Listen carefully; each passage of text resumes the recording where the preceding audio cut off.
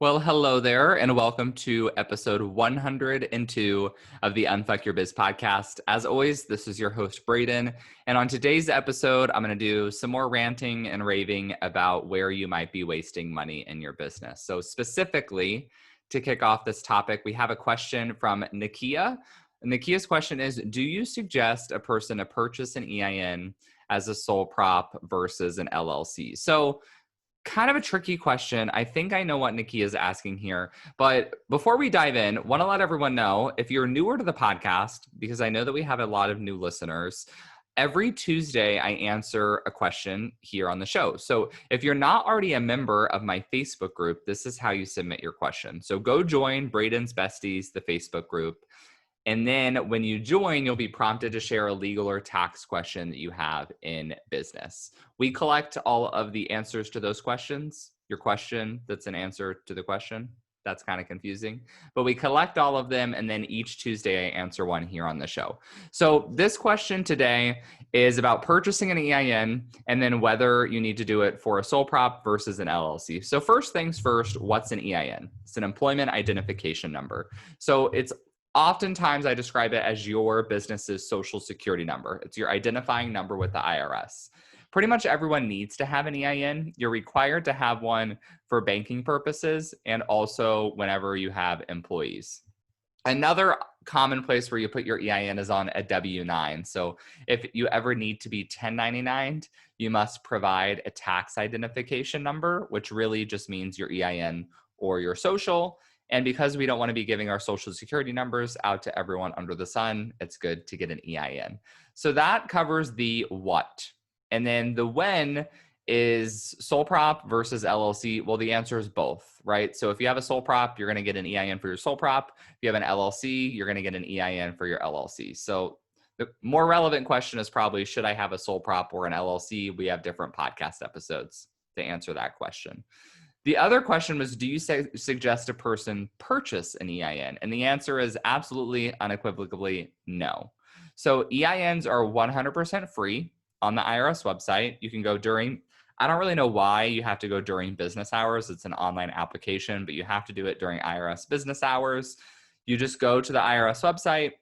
First, you can Google like IRS EIN application, find the irs.gov website in your Google search results, and then go and click through the prompts to do your EIN. It's relatively straightforward. And then at the end of the application, you can say receive as PDF. You click a box that says that, and then a download button will pop up and you download a PDF document with your EIN right there on it. Zero processing time. So super, super easy.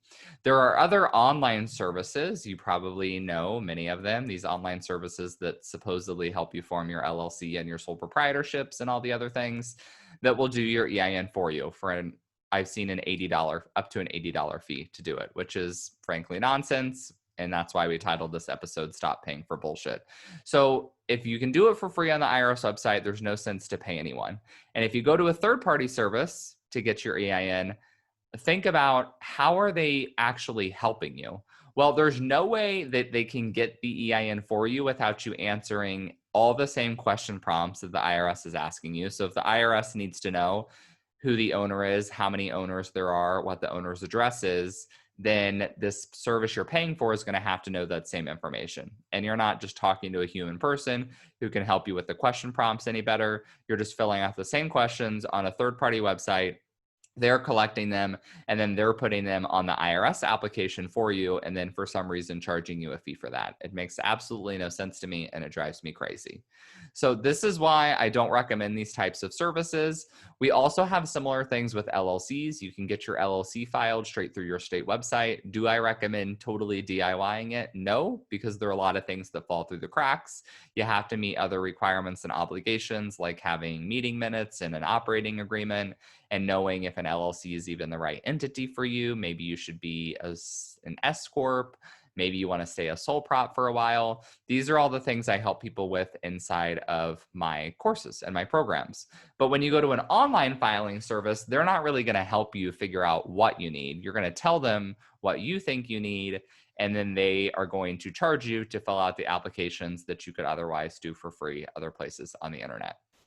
So that's my main beef.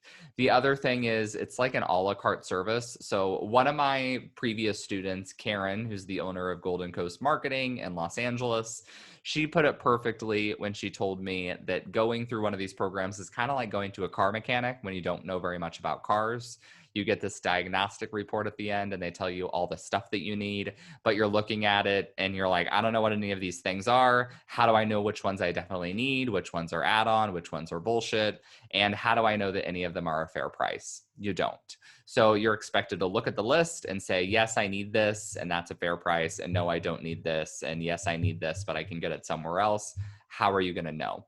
So that's my big problem with these online programs. It's not that they're necessarily inherently bad or that they're going to screw everything up, although they often do, but that's the gist. I just mentioned screwing things up. I guess we could talk about that. Not really the topic of this podcast based on the title, but we'll go there. Why not?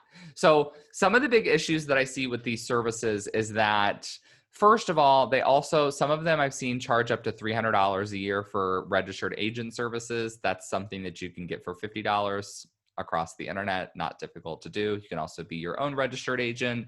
But I've also seen issues where people have accidentally formed C corporations and been subject to double taxation rather than properly forming an LLC. I've had people who go and form S corporations before they can really put themselves on payroll, and then they are technically forming and operating the wrong kind of business entity. That's like a whole can of worms. I've had one student who formed a single member LLC when they actually had a business partner and needed a multi-member LLC. So there's all kinds of tricky issues that you can get into because, again, you're not really getting guidance. You're expected to just know what you need to do. That's the biggest problem. So that's probably enough ranting and raving for today. You get the picture. The title of the episode was Stop Paying for Bullshit. I think I hopefully convinced you as to when and how you should get help.